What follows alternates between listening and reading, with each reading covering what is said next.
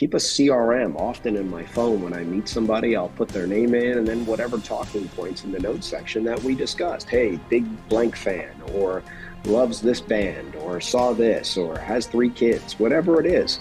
And I put that in there, and I put the kid's name. Hey, how's so-and-so? And they're like, wow, you remembered. No, I just looked in the notes, but I paid attention. Our ever-changing world calls upon the most courageous, resilient, and relentless of us to face its most extraordinary challenges. To help you embark on this journey, we present the Impactful Coaching Podcast, your oasis for inspiration and a beacon to spark the fires of greatness within you. I'm Joseph. I will be your ally in this journey to empower your potential. Join us each week as we dive deep into the heart of ambition, drive, and success to unravel compelling stories of daring leaders who dreamed, struggled, and achieved victory. Our journey begins now. How is everybody doing? This is Joseph, host of the Impactful Coaching Podcast. For those of you who watched the last few videos, you might have noticed that I have taken my own feedback and I'm staring directly into the camera now. There's been a lot of like, what am I doing? I'm going here. So I'm doing my best to work on that. Speaking of eye contact, I'm here today with Corey Saban.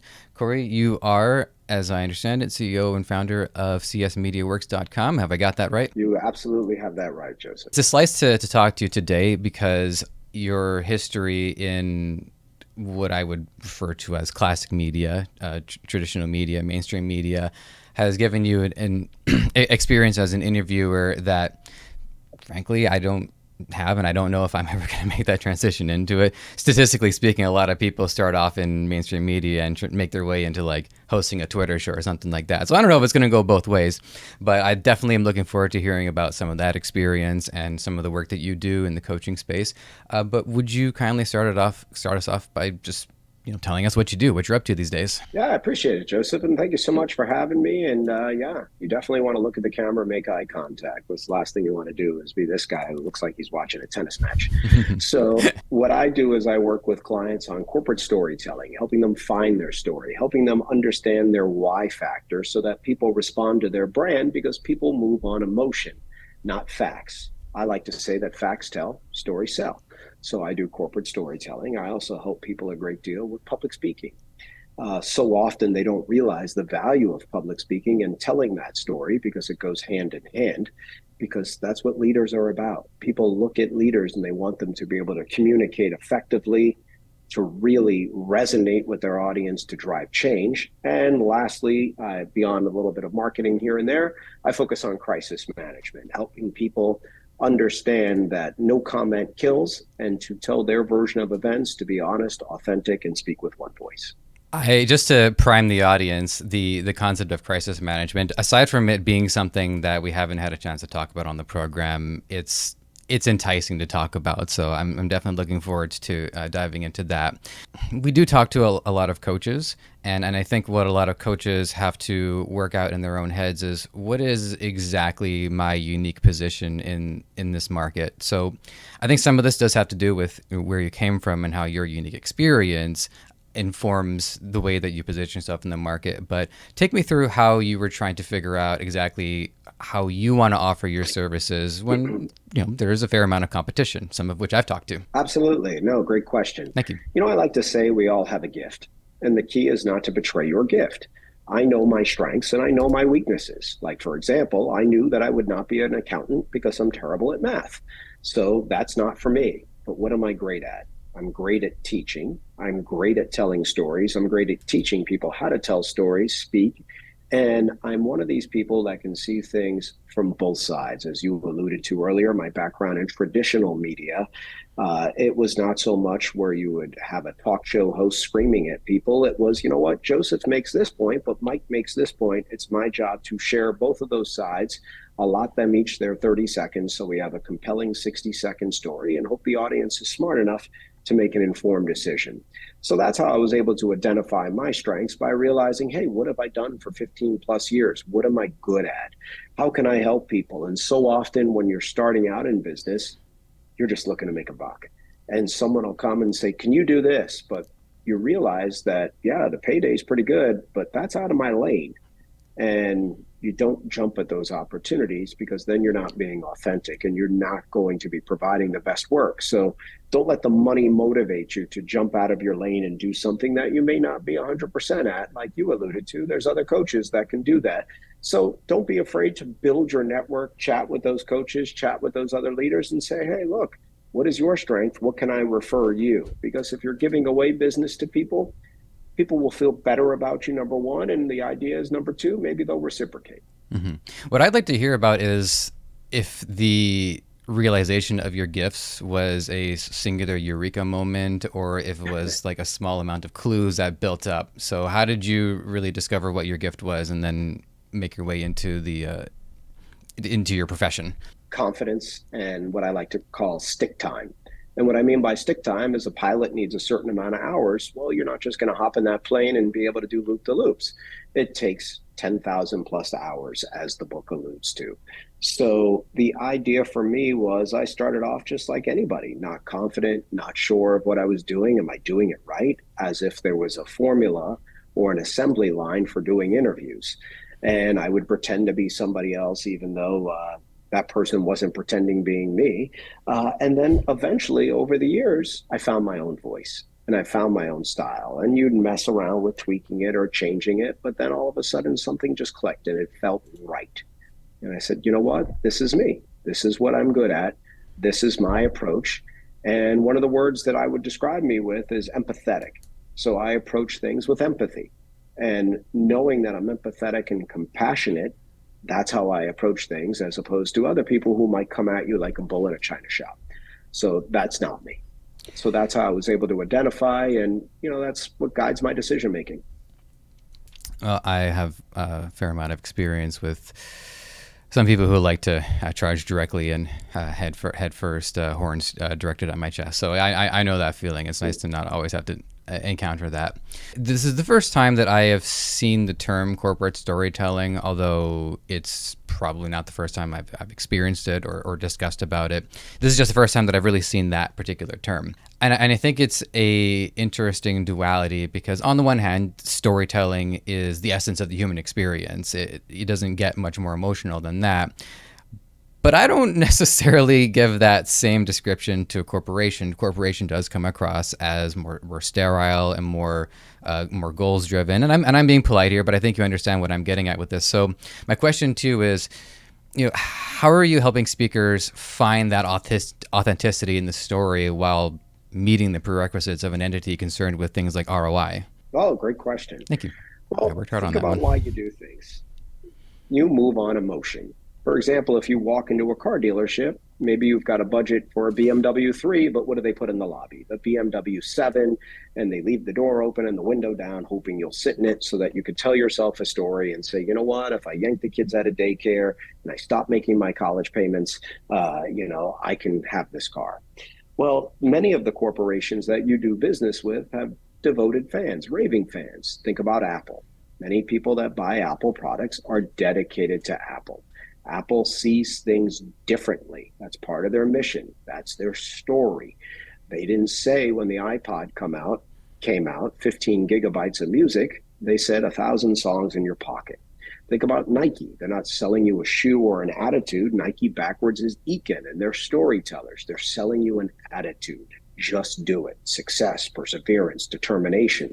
Southwest, selling you that feeling of fun up in the air, as opposed to so sterile. We'll sit back, relax. It's all say, hey, if you don't know how to use a seatbelt by now, we've got issues. So they make it fun. Yes, they're concerned about the ROI.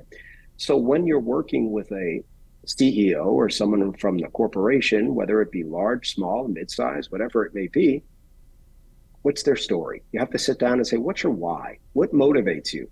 And then you ask, what do you think your team thinks of you? So I was just talking with a gentleman prior to this who runs a fairly large corporation, and culture is the number one thing they are focused on. Culture, culture, culture, realizing that there's 5 generations in the workforce, and the baby boomer is going to move differently than the Gen Zer, and they want different things. So it's making sure that, hey, there's work-life balance, making sure that the company stands for something and has values outside, as you alluded to, ROI, but making a difference in the community. Community impact days where maybe they're cleaning the beaches, or they're going out and filling backpacks for kids, whatever it may be, because everybody's going to feel something different. But most importantly, what happens is when you're a corporation, you're working in silos. So it gets Joseph from over here in this department together with Jenny, who's in this department, and they get an opportunity to do something side by side, to collaborate on a shared purpose that makes a difference, that creates a feeling that centers around the entity that put it together. And if there's a face with a name, that's even more powerful for those employees. So there's a story there. It's not all about profits. It's about people before profits. It's funny that you said Jenny, because you're just pulling a name out of thin air, but that is the name of my partner. So, I mean, you had like a 1 in 100,000 chance again in the name, and you got that one. So that's impressive. Yes. Thank you, Seth. For those of you, okay, I told him prior to recording that I like being called Seth online in game and stuff like that. Do you have a nickname, by the way? Was there ever like a calling sign or anything that ever stuck with you?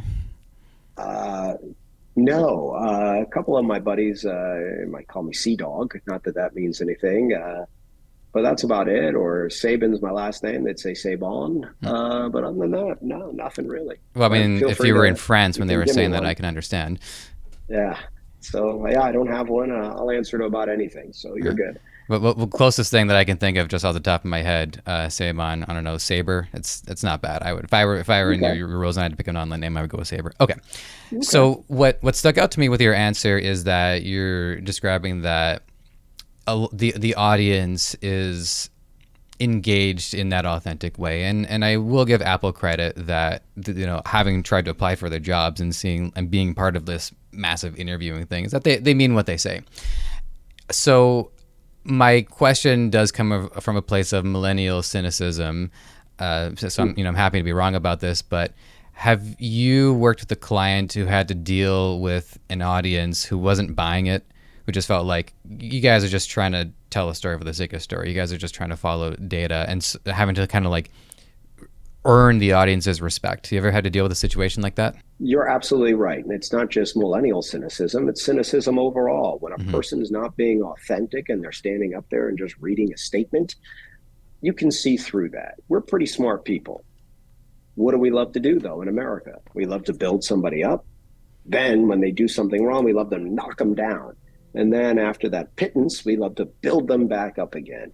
And that's when it's important that person show empathy, be authentic, and be honest about the mistakes they've made. Have I worked with people that haven't been able to do that? Yes. Is it painful? 100%. Because you try to explain to them, hey, you're not coming across as real. Do you believe what you're saying? And sometimes they'll say no, they're just doing it because this is what they have to do. And that's hurtful. Whereas most others will say, hey, this is what I'm doing and here's why. So that's a challenge, and you try to work through it, and it only makes the work harder for everybody else. If you start to lie, most people, the first reaction is they'll bury their head in the sand. It'll just go away. Well, when you bury your head in the sand, there's a body part that sticks out, and that's what you end up looking like.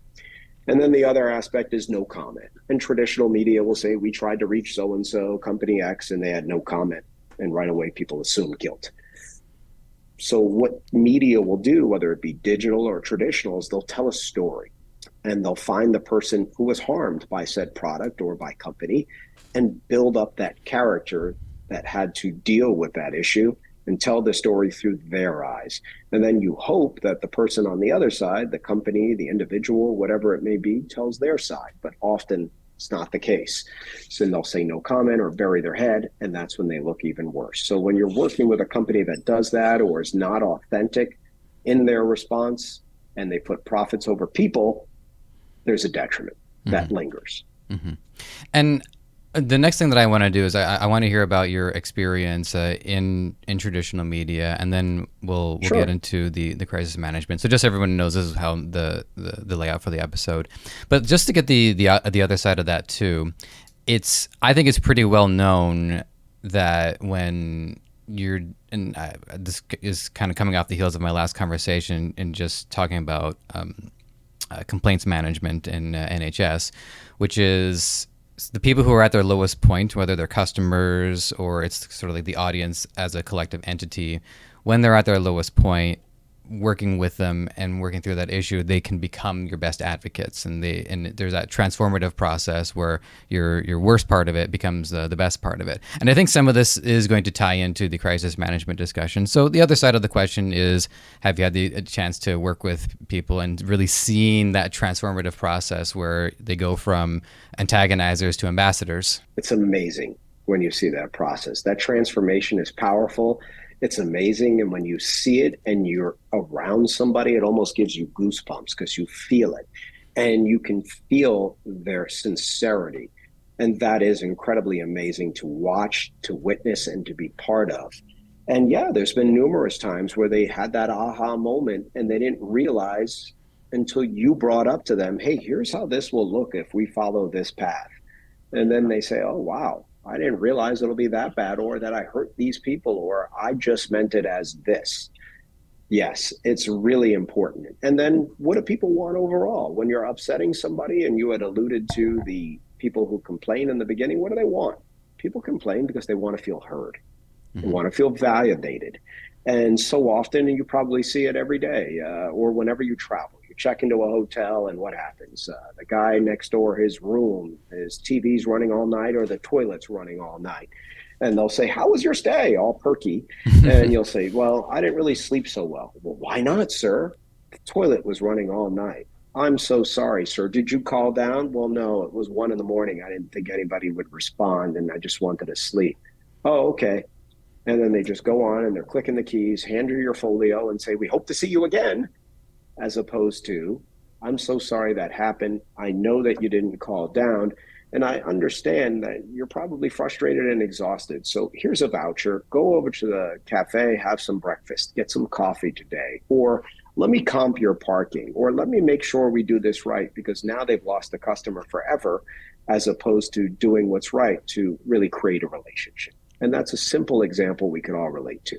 Mm-hmm. Yeah, I mean, I've been there. Although I've noticed, I would give this a time period of about the last 4 to 6 years, what I would describe as Karen culture, where we have all these video clips online of people going out of the way to complain about the tiniest things. And what I think it's done is that it's disincentivized people who are facing a fair grievance as paying customers and as patronizers of business to feel reluctant to complain because, we don't want to come across as a Karen. We don't want to come across as, by the way, sorry to all the Karens out there. You guys really got dealt a bad hand. But the idea that people are reluctant to complain when realizing that there's a professionalism to being a customer. We're stakeholders. We could be investors, but we're probably not.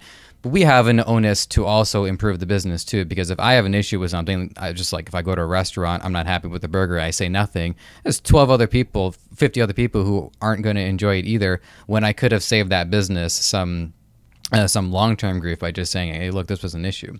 So I'll give you an example, because this is just, it popped into my head organically. And I could be coy about what business I'm talking about, but I think it's going to be pretty easy to put the clues together. It's a large electronics chain, known for the color blue. All right, I just gave it away. And I go to I go to them to have my laptop fixed up while I'm away on a wedding.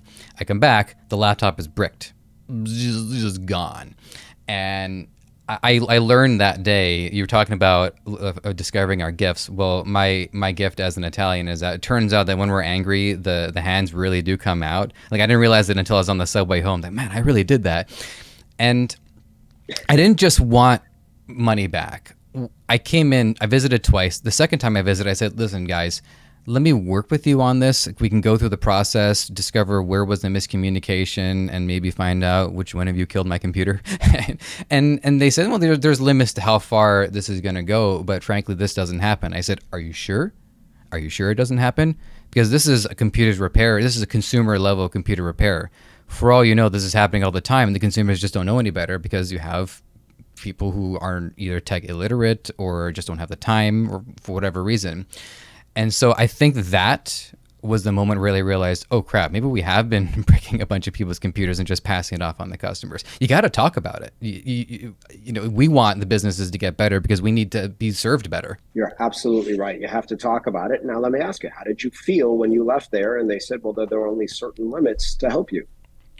Your hands went up and you were angry. I was calm on Act 2. I only lost my temper in Act 1. But if I didn't make that what I assume was a breakthrough, I would have felt pretty bad. I would have felt like, well, I'm trying to do better here. I'm trying to show professionalism just as an individual.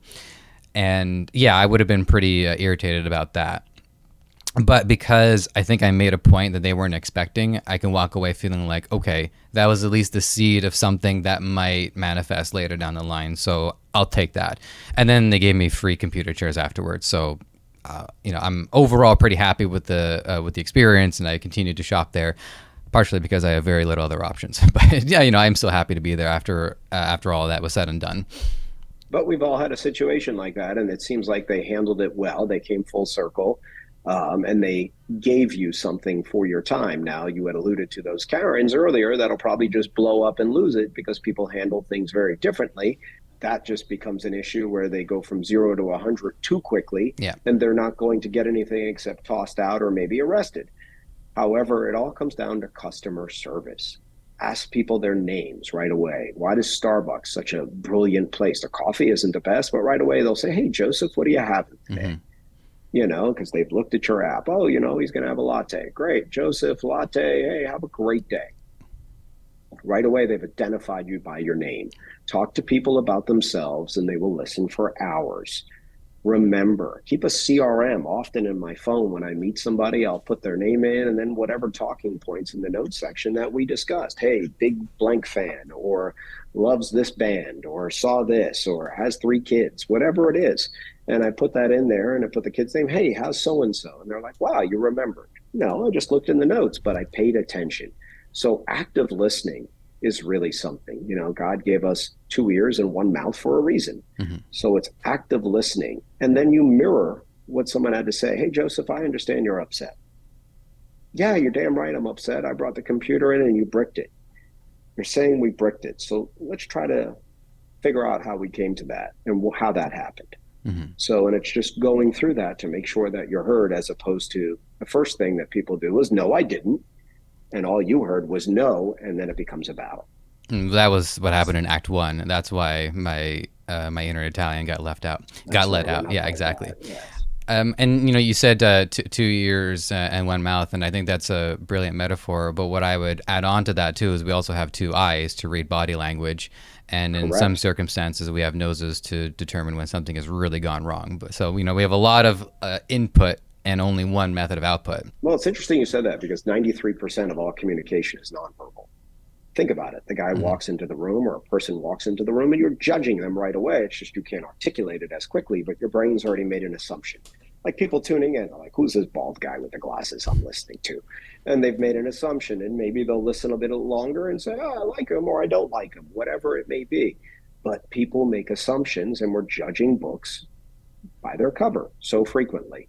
So it's the importance of body language. It's the importance of speaking correctly when you're up in front of the audience, using your hands the right way, standing up straight, not hiding behind the podium, walking and talking, using your voice so there's intonation and there's pauses so that the other person can digest information.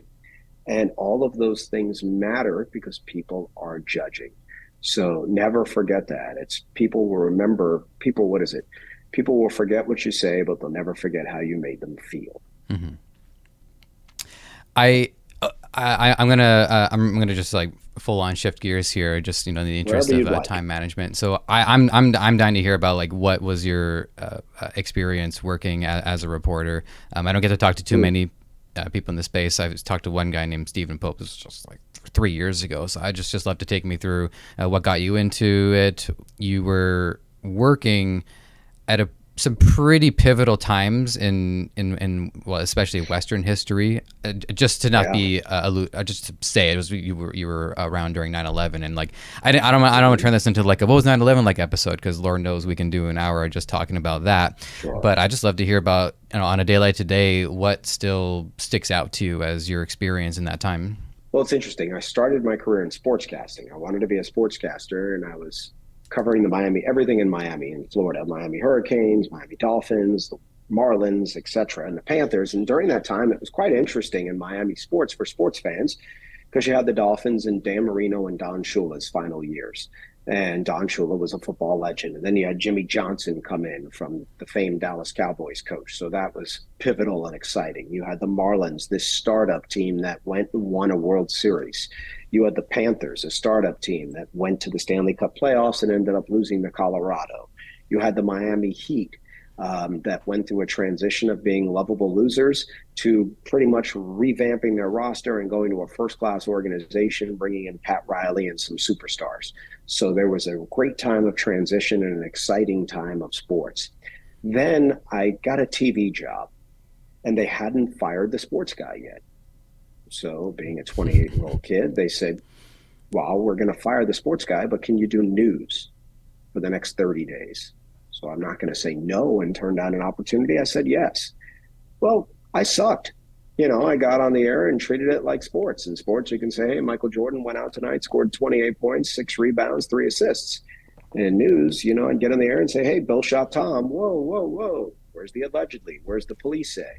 So I learned how to tell stories. And then I got good. And then they got rid of the sports guy. And I said, you know what? I want to stick with this news thing. Before we get to 9/11, it's every day you're covering different stories. It's ADD theater. One day it's a political rally, one day it's protesters, one day it could be a rock band that you're covering, whatever it is, murders, shootings, whatever it is. A couple of things stick out to me. The chaos of 9/11, I remember waking up and watching the Today Show, and flipping it on and seeing Matt Lauer anchoring the news, and an airplane had just hit the tower. And I'm like, as an avid reader, said to myself, well, that looks like maybe an accident, but something more. And then, you started hearing reports. And then when the second plane hit, it was like, okay, get up and go to the newsroom because it's chaos. And that's what you do. News doesn't happen in the newsroom.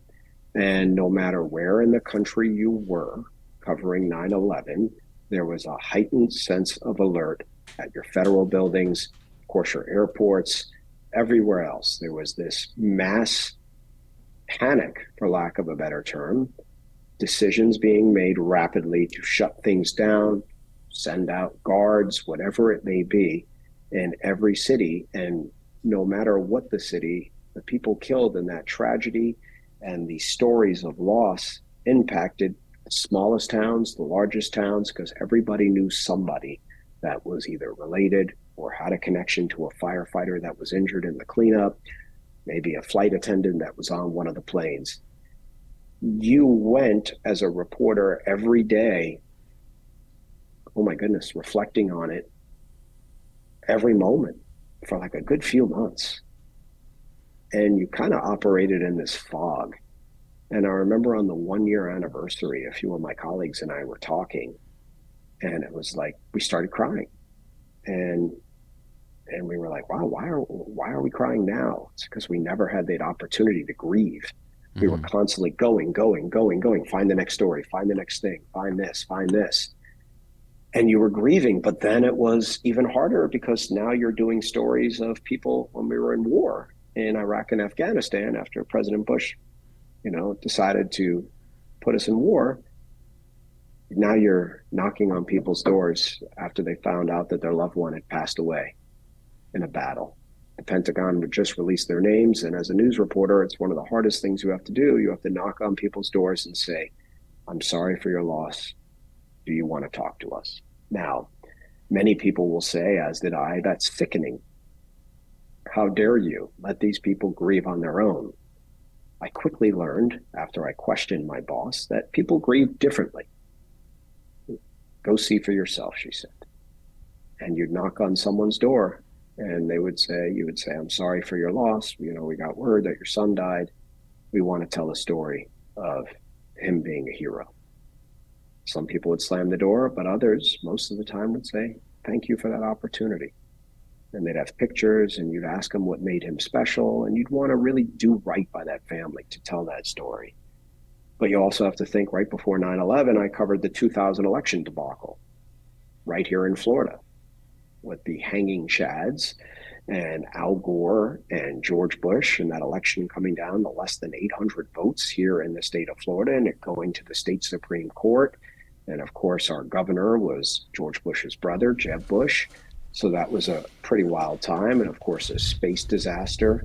Um, so there was a lot happening in history, and there's just so much, from 2000 to on with war. And then prior to that, from 93 to 2008, so much change.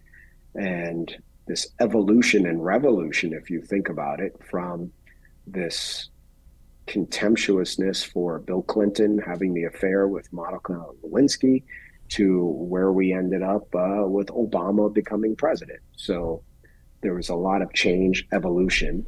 And now you see where we are today with a lack of bipartisanship and a lack of trust between both sides and rhetoric that is just painful, harmful, and discerning for everyday citizens who are not on the vocal right or vocal left, but who remain in the middle. Well, I suppose it's lucky for us that the U.S. elections are no longer determined by narrow margins. It's a good thing we got past that. We'll see. And many can argue the electoral college is broken and you should go by the popular vote, considering, the last few outcomes. So we have a system that's been really not only broken, but you can see what they've done in certain states, the people in charge. When you win the House and the Senate in your state, you get to do redistricting. So you can draw maps and draw people out. Or maybe put a clump that was Democratic or Republican here and move them over there. So there's so many things you can do. And, if we were playing a board game like Monopoly and I decided to take all your money, you'd say I was cheating. Well, we try to call it out when our elections. But again, that lack of bipartisanship and working together, we've become one side's in power, they're going to do this. And then, of course, when the other side becomes in power, they're going to do it. So where's the trust? And at what point did you feel it was time to start transitioning out of it? Or was it a matter of circumstance that said, okay, I think I can move on to this now? 2008. 2008, the economy was pretty bad. The banks were being bailed out. There was a lot of uncertainty. Housing market was terrible. There was this great deal of fear. These beautiful condos in downtown West Palm Beach, I remember here in Florida, that are today selling for $1 million plus were about $85,000, $90,000. You could pick those up. So think about the profit you'd make. At that point, I was like, okay, what else do I want to do? Well, I love where I live. Florida's a pretty special place, particularly in the winter. I love where I live. I don't want to move, and the opportunities for me were out of state. And I'm like, okay, well, I don't want to be in cold weather. I don't want to do this. I don't want to do that. And a woman had said to me, asked me what I like to do. And I told her what I'd like to do. I like to teach, and I had this idea for what I'm currently doing today, and I'm entrepreneurial. And then she said, have you interviewed everybody you wanted to interview? I said, yeah, everybody but Paul McCartney. And she laughed. And she goes, well, listen, you're pretty talented, and you can do whatever you want, but just know wherever you go, you're going to end up not just being a reporter or a news anchor. You'll probably have to carry a camera, do some shooting, do this. The industry will change, and you'll probably be the first guy they let go. So she goes, my advice would be, don't be an understudy in your own life. And I let that resonate.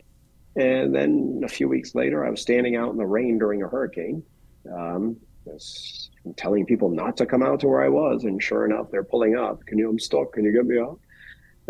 And I was like, you know what? I've had enough. And I called my general manager and let her know that I was going to give my 2 weeks. And that was the aha moment for me and the moment of pivot. And it was fear, it was scary, and there was change, but it felt good, it felt right, and I don't regret it. Was there anywhere in training that instructed reporters on these pivotal black swan events prior to, and then afterwards, did the SOPs change to say, hey, if something like this happens, here's what we're going to do, be ready for it? Great question. No, there's nothing that prepared you for that. mean, you're a kid, looking back, I was 30 years old, and you're just running and gunning all day for months. And nothing prepared me. There was no grief counselors that would come in and talk with us. It was, you're Gen X, just get up and deal with it, man. Figure it out. It wasn't, like other generations. Every generation makes fun of the younger generation, etc. Oh, don't But it worry, was it's just going both dealing ways. with it. Yeah, and Yeah. it was just deal with it, and that's when I shared with you about a year later. A couple of colleagues around the same age were like, "Holy cow! This is you're just crying a little bit when you're hearing these stories and the music and everything else." But no, nothing prepared you for that. There was no training for that. The only thing we were really prepared for, I remember, was covering a G8 summit. And that's when all the world leaders get together and they said, be prepared for protesters who may not look like protesters. And if you're standing in the park reporting, it'll be like this guy's sitting with a kid, this guy's over there eating peanuts, but then they're all going to converge around you. So carry with you this, and this, and just, have your head on the swivel, that kind of thing. But no, nothing really prepared us. And it went on and on and on, just telling the stories of the firefighters. And even today, the firefighters that have issues with breathing because of working on the pile. So it just continues and it's horrific. But it just brings back memories when you see people that were so heroic that went in there and did whatever it took. And then it just breaks your heart to see so often that our leaders forget them. Mm-hmm. So I'm going to make a few observations here, and then I want to start asking about the services that you're providing in your current company, just because I want to kind of like decompress this a little bit. By the way, as an interviewer, you don't have to tell me what you're going to do. You could just do it. That's the Part tip of that that we'll is also leave. serving the audience, though. It's also just making sure the audience Okay. I understands was where I'm just going with giving you it. a tip. I will So where are you say going, Jim? I did have an interview. This was years ago, where like I was off topic for a little while, and the guy was like, "Do you know who I am?" And that Uh, has sort of like, okay, maybe I'm overcorrecting, but yeah, I'm I going to like give the you way a I do piece of this. advice as Yeah, well. yeah. I'll give you a piece of advice as an interviewer who's been in that situation, and I didn't mean any offense. No, no, none It's taken, but I listen, appreciate the you feedback. have a gift. Believe in yourself, man. And if someone doesn't want to, whatever. I mean, I've interviewed presidents, Pulitzer Prize winners, whatever. But what's the one thing we all have in common? We all put our pants one leg at a time. Hmm. And if someone's going to be a jerk, that's just who they are. Let it go. You make a great point. Although I will say, I still like what I do in terms of just like priming people for what to expect. I like Sure. doing it. Prime, So prime me away. yeah.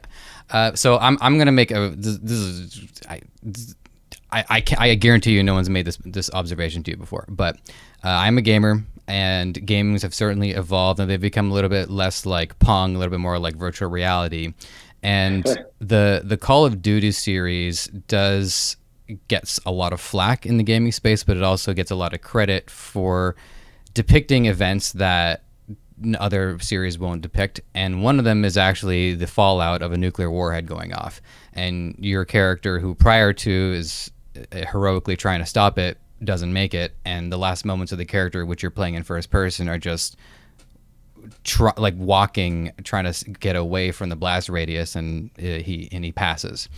And I remember taking that in just as a player, thinking like that was really something to sit and think about. And that's what great media does. And I would hope that in the future, as virtual reality becomes more accessible, that these moments, while they're not going to be fun to experience, it would still be worth depicting, just to give newer generations a chance to experience what these moments were like. Things like Pearl Harbor, things like 9/11. Maybe even someday we'll go back and we'll see like what it was like to live COVID. So I would hope to see that in the future these moments will continue to have the respect they deserve, lest we forget about them and then, God forbid, repeat them. Yeah, it's interesting because I remember when the game first came out, and there's news stories. Oh, the game is dangerous, and it's this, that, and the other. And I laugh at your Pong reference because I remember the excitement of having that game, and then how it evolved to Miss Pac-Man, which a game I liked, and Pac-Man, etc., and Galaga. And then you play today, and all you wanted was those, amazing graphics that your generation gets to grow up with, whereas mine had a stick figure, and you were like, "Wow, this is amazing! Look at Pitfall Harry." There's a couple of ways to spin it, and I appreciate that. the other thing I thought of was a nuclear war is I think about my parents' generation. And if you watch videos of the 60s, the kids in the schools to prepare for a nuclear war, they'd sit under the desk. And I'm like, what the heck were they thinking? Like, what is that going to do? Oh, they can't get me here. It's such foolishness. I can see both sides of that, why it's important, and maybe you want to relive it and what it's about, what it feels like. And I can see it serving as a lesson for a gamer like yourself and maybe your peers to, hey, it's important that we experience this so we don't make the same mistake or make a mistake like other generations did or allow us to get this far. And then you're always going to get the person who is nefarious and says, but world domination, that's what I want to do. I want to blow up the world. It's all going to be mine. And because I hate my teacher in school, I'm going to do it to everybody else, whatever it may be. So, yeah, I have no issue with it. And that's an interesting observation. I've not played the game personally. I haven't had time, frankly, but I've seen other people play it. And it's very realistic. And, I can appreciate the graphics and I can appreciate, kids or adults that want to play it. So I'm not one of those judgy people because I remember when I was a kid, it was Tipper Gore who came out and said, well, you can't listen to rap music and we need to put a label on it. And it all of a sudden, it becomes rated R. And you're like, well, wait a second. That's, you're shutting this person up, but that's art. And art is subjective. Mm-hmm. So, yeah, who am I to label somebody and tell you no? Mm-hmm. I'm not one of those. So with that, you offer a number of different services with CSmediaworks, media facilitator, leadership and business development. I don't have to tell you all of the ones. I'm just telling the audience: content marketing, media coaching, and crisis management, which is the last act of this, corporate storytelling and presentation training. So what I'd like to know is which of your services came with you as a evolution of your career up to that point, and then which ones came up organically once you started the platform? Oh, great question. Thank you. I thought you were going to ask me what my favorites were. Let's see. I mean, you can. Most of them came with me. My favorite is, like, for example, you get some, say I'm working with you. There's a guy who's smart, who is definitely driven, that has ideas. And you could say, hey, man, if you want to improve, let me help you do X, Y, Z, or let's try this, or let's hone your style, or let's keep your style, whatever it is. All of them pretty much came with me except the coaching. But what I quickly learned is that a lot of that is in people's head.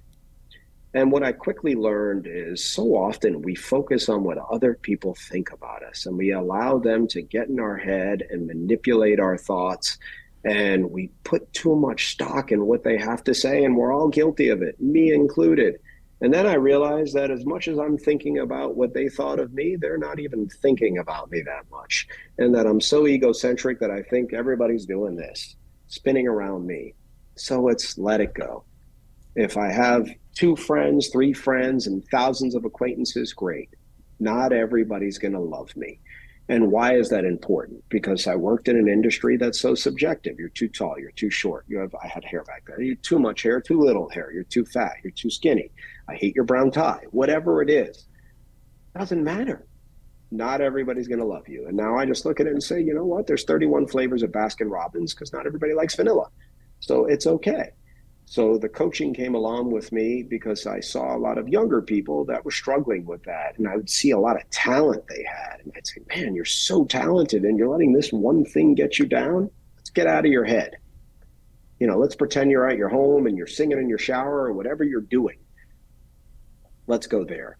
Content marketing, natural fit, because as a reporter, you're looking at every angle of the story and then saying, well, for example, you said 9/11. Well, there's so many angles you can go. The firefighter response, the military response, the people, of course, in the towers, the people in the planes. So there's so many other angles that you can go and so many other things that you can cover. So that came with me. Storytelling, naturally, crisis management. And the public speaking is because you're constantly learning how to be a presenter. And I'm a student of everything. And I've always watched people's styles and skills. And I studied and studied and studied and got some coaching myself. And then I thought, well, I could do this better than them because I can connect with people individually and teach them. So I tried it. And, the first person, I said to them, well, I'm going to give you a free couple of hours. Don't pay me. If you like it, just give me a testimonial. And they did, and that helped. And then the media coaching, I reached out to a local congressman that I used to cover, and I'd say, hey, you were always really good, but you were susceptible to this, this, and this. If you don't mind, I want to give you a free coaching hour and share some ideas. And if you like it, again, give me a testimonial. So that's how I built the business, just on relationships. Mm-hmm.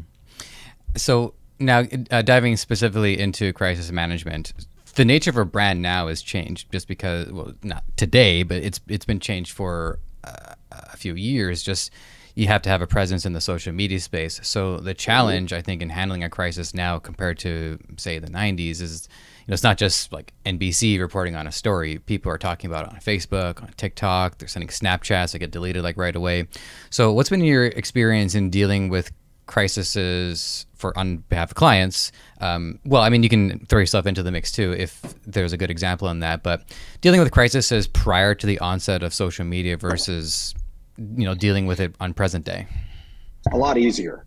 A lot easier. Okay, That interesting. easy. A lot easier, because think about it. Social media, think about it. I mean, say, for example, you go to school today. When I went to school, someone would pick on you. You'd meet by the big tree or the fence or whatever it is, and you'd have it out, and then you were buddies.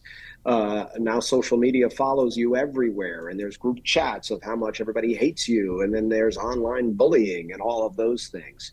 So what I say to brands now is you got to speak with one voice. You have to have a plan. First and foremost, let's create a crisis plan. Let's train your team on traditional media and how they're going to bait you into saying something you don't want to say, with hypothetical questions and yes or no questions, and how certain are you, things along those lines. Next, let's look at our industry and let's create a list of all the potential problems we could have. And let's plan holding statements, meaning simple statements that we can release to the media that address those. It's kind of like a game we used to have called Mad Libs, where you write things and you just fill in the blank. We'll create those statements. Then for social media, it's monitoring everything 24/7. I don't like when customers turn off their comments, because that to me is not authentic. So it's important to monitor those, take those conversations offline. So if someone's saying, well, your company did this, this, and this, I'm sorry you feel that way, Mr. Smith. I'm going to DM you to learn more. Because as soon as you get in that fight in the thread, now everybody's going to pile on and it becomes a gang mentality. So yes, it's become more challenging with social media. And then you have a lot of companies that will just say, well, I don't care what people say, or they ignore the social media. And then it's knowing which social media channels are where your audience is, which is a whole nother issue. So yes, it's being responsive and really getting on top and saying something right away and making sure you're consistent across all platforms. But more importantly, having the forethought, which I do a lot of as well, is training teams to have the forethought to, hey, let's prepare for this. Sure, there's some things you can't prepare for, but let's prepare for, if you're a restaurant, a food illness. That's a layup. Or sexual harassment or embezzlement, or, an angry Karen, as you alluded to. Mm-hmm. But you're not going to prepare for, a carjacking. So you never know. Mm-hmm. Have you ever had people, clients come to you just as an emergency was breaking, where they didn't exactly prepare for it, and now they need your emergency services? So what's it like dealing with that?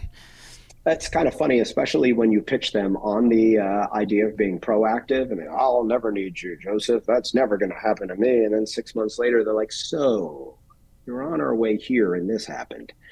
And you're like, okay, you got to be humble and respectful and say, here's what we're going to do.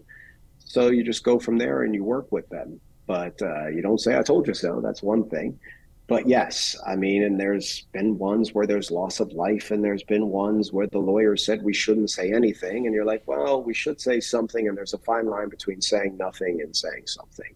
So yes, you run into that as well.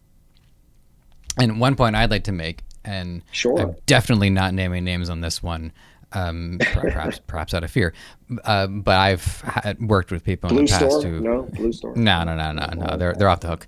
But I've dealt with people, whether in different work settings, and I felt like this has come up more virtually than in person. But there's been in-person examples where, like, some people just lose their marbles over the littlest things, like a typo, a spelling error, or an email sent to the wrong person. Things that are mistakes and need to be addressed, but by God, their reaction goes from 0 to 60. Have you ever been graced with the opportunity to teach somebody to calm down and handle situations with the grace and fortitude that those situations call for? I've been that guy that's accidentally sent that email or made that mistake. So yeah, I mean, you can't say anything that'll make you feel worse than you already feel for doing that. And I've been the guy who's, worked in the restaurant and ruined breakfast for everybody, as the manager told me. So I've been that guy. So yes, I try to say to that person, hey, we're losing our cool over this. This is our big problem. Think about you and how you acted and now the lingering effects of that are going to carry on. You can apologize, but is the person going to really accept it and feel it? I mean, you've really broken a relationship. Now you need to rebuild it and put Humpty Dumpty back together again. So yeah, I've absolutely tried to point those things out. Some people are so maniacal in their approach and they have giant egos, as you alluded to earlier. Do you know who you're talking to? That you're not going to make a dent. But others are like, you know what? I'm open to it. So it's when you do it. They are losing their cool, and I talk to CEOs and they're losing their cool, and I'll wait. And they'll say, hey, you know what? Reflecting on this, how would you feel if that was your son? And then, hits home. And then it's okay, well, he needs to learn the lesson. Okay, but how do you think your son would feel? Because they're about the same age. So how do you think he'd feel? And then it's like, oh, okay. And that helps bring it home. The case study question is something that I always like asking, but I'm always like conscious of client confidentiality. But if there's any particular stories within this, it's up to you if you want to name the name or not, but I'd love to hear about a story that sticks out and just how you had to go through that process. You can't really, it's hard to tell the story because of NDAs that you sign. Yeah. Non-disclosure agreements. So it wouldn't have the same flair if you didn't describe the store and the setting as a storyteller and what went on and how it was going on behind the scenes. So it doesn't have that same flair. So unfortunately, I can't give that to you. But what I can say to you is when it comes to crisis, you know it when you see it. If you think of United Airlines, what they did a few years back when they said they needed 4 seats and they chose 4 random people to, quote, reaccommodate. And then you see these pictures coming from the plane, people snapping these photos of the guy being dragged off and he's, with 2 people holding his arms and 2 people holding his feet. It doesn't look reaccommodated to me. So, they shoot themselves in the foot, particularly when the CEO, in that case, I believe, waited 18 hours before responding, not even in a news conference, but in a Twitter feed. In a Twitter post. So it's like, okay, come on. So yeah, those are things that you see where you just want to smack some logic in their head because by then the damage is done. I used to say this, not that I don't believe in it anymore. I still believe in it, but I just haven't articulated it too often. But I think apologies really come in 3 levels.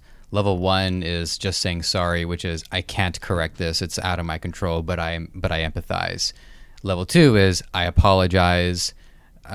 Correcting it is not just part of me. It's a larger effort, but I do apologize, and we want this to be better. And then level 3 is this will never happen again. And I think once you get to level 3, that's when when I say that, that's because I really know I screwed up, and it is fully on me to fix it and correct it. And then I think it's important to understand that there are different levels of empathy that you need to express. You don't need to go full level 3 every time. Sometimes just a sorry, I understand. I'm sorry. This was a mistake. I didn't mean it. Something like that. Well, that shows that you're a big man right away, that you have the ability to apologize, which is a great first step. When you look at it just shows I'm Canadian. So when you look at companies, yeah, you guys are always, that's funny. I was just there and they were like, yeah, we apologize overly for everything, even things we didn't do. And, you look at companies, I always tell them, treat it like Tylenol in 1982. Tylenol had the #1 painkiller out there. What happened? The top of the bottle used to be something that you could just flip off. And people went in and they put cyanide in the bottles and 7 people were killed. And Tylenol didn't say it wasn't our fault. They pulled all the product off the shelves, $100 million worth. And then they went and reintroduced the product to the hospitals and the doctors, reassuring them that it wasn't their fault. Then they coupon the whole world. Send us back your old product and we'll send you a coupon for a new one. And people could send back a shampoo and they still got a coupon. And then they introduced the triple resistant, tamper-proof packaging that you couldn't open up without a knife. So what did they say? Here's the problem. Here's what we did to address it. Here's what we did to make sure it never happens again. So it's going that one further step. So you're right. With human apology, it's, hey, here's what I've learned, and here's how I'm working on it to make sure that I can do better. Mm-hmm. Well, Corey, we're pretty close to the hour mark. I'm probably going to need you for a few more minutes, just because Whatever there's you'd like. really appreciate your time and your expertise and your feedback too. It's not every day that I talk to someone who's got a lot of interviewing experience, so it's always good to learn what I can learn. This one is just this is not crisis management. We're moving on. So with presentation training, this is one that I wanted to ask towards the end because it's nice and actionable. But you mentioned about channeling nerves, and we love talking about anxiety. We love talking about feeling the fear and working through it. And I liked the idea of channeling the nerves, almost like you can transmute that energy into something actionable. So can you describe to us how channeling it actually works and how much people might be able to start working on this even today? Absolutely. Great question. And by the way, you Thank did you. an outstanding job. Appreciate it. So I will say to you that there's numerous ways. Like I know that I have a dry sense of humor, that I'm witty, and I give a lot of speeches. So before I get up there, I still get this feeling of anxiety and nerves, and I start to sweat a little bit. And what do? I open up my phone and I look at a few pictures, and almost like an athlete, I put on my AirPods and I'm listening to some songs that will take my mind off something. And then I say, well, I'm not going to open up and say, hi, my name is, because they don't care. I'm going to open up and I'm going to give them a feeling, tell them a joke that's relatable. Hey, if you think about it, how many of you watch the news? It's the only place that starts with the words good evening and then spends 30 minutes telling you why it's not. And then you get a little bit of a laugh. And now the audience gave you that reaction. You feel more comfortable and you're off and running. So right away, that's channeling the nerves. I always say it's powerful to open up with a powerful statistic, anecdote, or a joke if you have that ability. Keep it simple, of course, nothing too racy. And right away, you'll get that feedback from the audience, the emotion, or 3 out of 4 will have this happen. Will it be you? And boom. And now they're thinking, and then you get into your topic, no matter what it is. So that's channeling the nerves in a smart and efficient way. I also say to get away from the podium and to walk and talk, because that allows you to get rid of the nervous energy, and then use your hands, because your brain can only do one thing at a time. And if you're talking and you're like this and your hands are clasped, you're just nervous as heck. But if you're up there and you're like, hey, today I'm going to tell you about 3 things. And the first thing is this, etc. Now your brain is thinking about those movements. You reminded me of this one joke. I'm pretty sure this was in high school because I don't think someone would have made this joke at a Catholic elementary school. But the presenter said that a good speech should be like a skirt, long enough to cover what's important, but short enough to keep you paying attention. That had to have been a high school joke because there's no way she would have said that in elementary school. I'd agree with that. Yeah, that's a good one. Yeah, it's about right. right. She's right on the money on that one.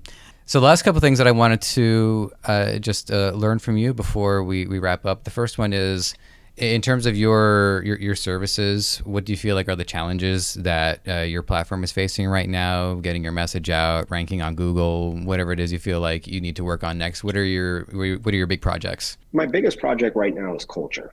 I've become fascinated by culture and reading and learning and going into these companies and seeing how they're treating people and what the people have to say. Whenever you go to a company or you're interviewing for a job, what do? They introduce you to the people who are most happy.